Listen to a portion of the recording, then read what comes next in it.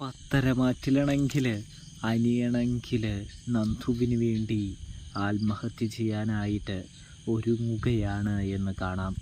അതായത് നാഗേന്ദ്രൻ ശരിക്കും വഞ്ചിക്കപ്പെടുകയാണുണ്ടായത്. നാഗേന്ദ്രനെ ശരിക്കും അപ്പച്ചി ചതിക്കുകയായിരുന്നു എന്ന് നമ്മുടെ ആദർശ് പറയുകയാണ് കേട്ടോ. ഇതേ സമയമാണെങ്കിൽ അത് അയാൾ പറഞ്ഞ കഥയല്ലേ, അയാളുടെ അടുത്ത് നാഗേന്ദ്രൻ പറഞ്ഞ കഥയല്ലേ, അതൊക്കെ നുണയാണ്, ഫേക്കാണ് എന്ന് പറയുന്ന കാഴ്ച കാണാൻ കഴിയുന്നുണ്ട്. ജലജയ്ക്ക് സത്യം പറഞ്ഞാൽ ഒരു പങ്കും തന്നെ ഇല്ല എന്ന് പറയുന്നത് കാണാൻ കഴിയുന്നുണ്ട്, സാധിക്കുന്നുണ്ട്. എല്ലാം ഒരു നുണയാണ് എന്ന് പറയുന്നതാണ് കാണാൻ കഴിയുക.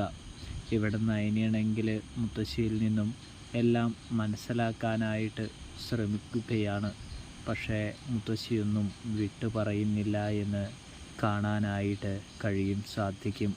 വിവാഹ ബന്ധം വേർപ്പെടുത്തി കഴിഞ്ഞാൽ എന്തായാലും നിൻ്റെയും അവന്തികയുടെയും വിവാഹം പെട്ടെന്ന് തന്നെ നടത്തുമെന്ന് ജാനകി പറയുമ്പോൾ താനെന്നാ ആത്മഹത്യ ചെയ്യാനായിട്ട് പോവുകയാണെന്ന് അനി പറയുന്നൊരു കാഴ്ച കാണാനായിട്ട് സാധിക്കുന്നുണ്ട്.